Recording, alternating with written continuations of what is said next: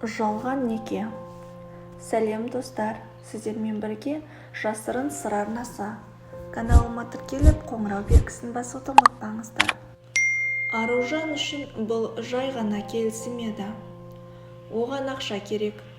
Ауырған анасының еміне уақыт өте аз.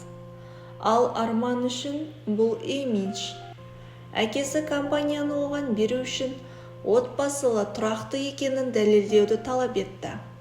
Олар бір үстел басында кездесті. Суық келісім, нақты шарттар. 1 жыл. Ешқандай сезім жоқ. Әркім өз өмірімен өмір сүреді.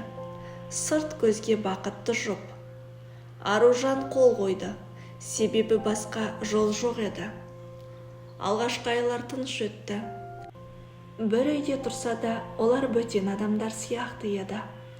Бірақ бір күні бәрі өзгерді. Аружан жұмыстан кеш қайтты.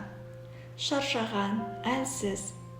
Арман алғаш рет оны жай ғана келісімдегі адам емес, жүрегі бар, уайымы бар қыз ретінде көрді. Сен дұрыс тамақтанып жүрсің бе, деді ол. Аружан таң қалды. Бұл сұрақта жылулық бар еді. Саған бәрібір емес пе еді? Иә, солай болуы керек еді. Күндер өте берді. Келісім баяу бұзыла бастады. Арман оның күлімсіреуін күтетін болды. Аружан оның үйге ертерек келуін аңсайтын болды. Бір күні олар бірге күліп, ұзақ сөйлесті. Сол сәтте екеуі де түсінді. Бұл енді жай келісім емес. Бірақ Аружан қорықты. Өйткені келісімнің соңында айырылысу бар. Сол түні ол шешім қабылдады. Таңертең Арман ас бөлмеге кіргенде үстелде тек бір хат жатты. Рахмет, бірақ мен енді бұл ойынды жалғастыра алмаймын. Арман хатты оқып, ұзақ уақыт қозғала алмай тұрды. Бәрі тып-тыныш еді, үйде де, жүрегі де. Бұл ойын емес еді, деді ол ішінен. Сол сәтте ғана ол түсінді. Аружан келісім емес, ол шынайы болған жалғыз нәрсе. Арман оны іздей бастады. Телефоны өшірулі, жұмыстан кеткен. Ешкім ештеңе білмейді. Күндер өтті. Ол алғаш рет өмірінде ақшаның бәрін шешпейтінін сезінді. Бір күні ол ескі мекен-жайды есіне түсірді. Аружан анасы жатқан аурухана. Жүрегі қатты соғып, сол жерге жетті. Дәлізде ол оны көрді. Аружан шаршаған, бірақ сол баяғыдай әдемі. Ол бұрылып, Арманды көргенде қатып қалды. Сен неге келдің? Деді ол баяу. Арман жақындады. Себебі сен кетіп қалдың. Бұл келісім еді. Арман, бәрі солай аяқталу керек болатын. Жоқ, ол басын шайқады. Бұл тек басында ғана келісім еді. Аружан үндемеді. Мен сені жібергім келмейді. Кеш, деді ол көзін төмен түсіріп. Мен сезімге сенгім келмейді. Арман бір қадам жақындады. Онда маған сенбе, бірақ өз жүрегіңе сен. Бір сәт үнсіздік. Аружанның көзінен жас сырғып түсті. Бұл бәрібір бір күні бітеді. Жоқ, деді Арман ақырын. Егер бұл жолы біз өзіміз таңдайтын болсақ, бітпейді. Ұзақ үнсіздіктен кейін Аружан жай ғана сыбырлады.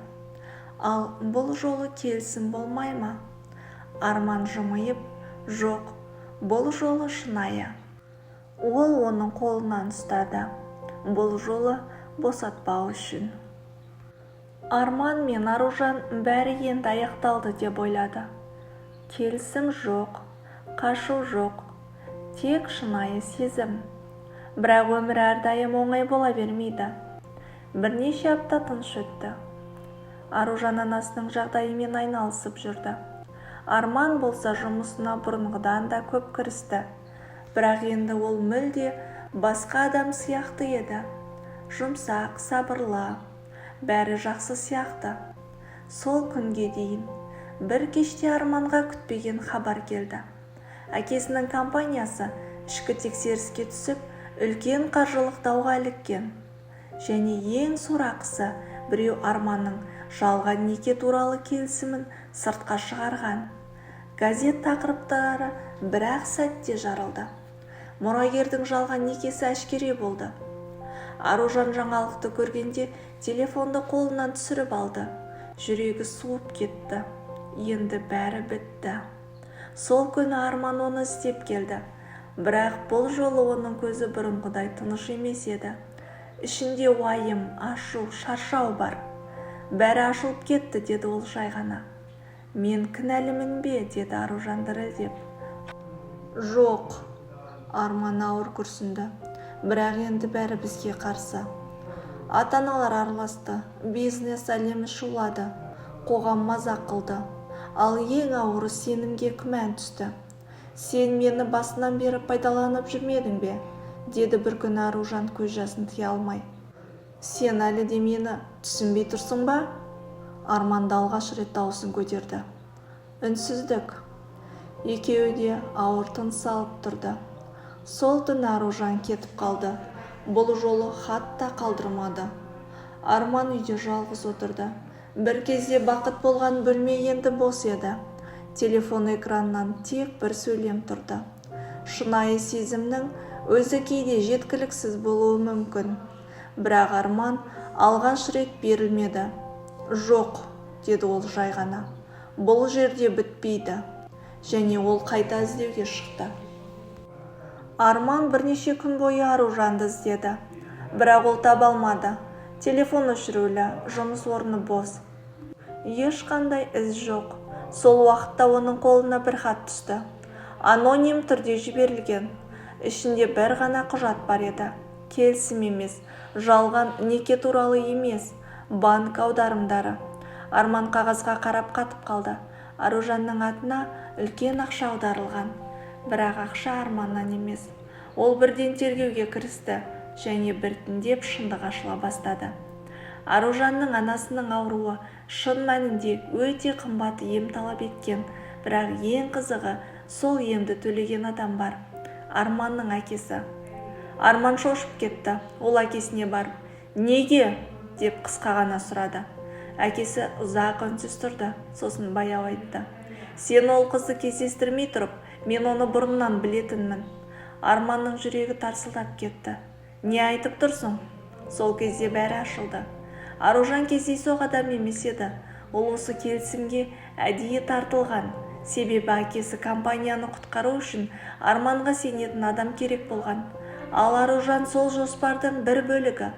Бірақ ең сорақысы, ол сені сатып кеткен жоқ, деді әкесі ақырын. Ол сені қорғауға тырысты. Арман түсінбей қалды. Сол кезде ескі видео жіберілді. Аружанның дауысы жылап тұрып сөйлеп тұрған. Егер мен кетпесем, олар оны толығымен құлатады. Мен Арманды қорғауым керек. Арман телефонды түсіріп жіберді. Бәрі кері айналды. Ол жек көріп кеткен шындық. Шын мәнінде құрбандық екен. Сол сәтте тек бір ой қалды. Ол қайда? Арман оны бірнеше күн бойы іздеді. Жүрегі тыныштық таппады. Соңында бір кішкентай ауылдағы ауруханадан хабар келді. Ол сол жерге жеткенде бәрі тыныш еді. Дәліз ұзақ, суық. Аружан терезе жанында отыр екен. Сыртқа қарап үнсіз. Арманның есіктен кіргенін бірден сезді, бірақ бұрылмады. Неге келдің, деді ақырын ғана. Арман жақындап келді. Сені жоғалтып ала алмаймын. Үнсіздік. Аружан көзін төмен түсірді. Бәрі тым кеш емес пе? Арман басын шайқады. Жоқ, мен сені енді түсіндім. Ол баяу оның қолын ұстады. Аружан алғаш рет қарсыласқан жоқ. Сол сәтте екеуі де білді, қиындық бітпесе де енді жалғыз емес.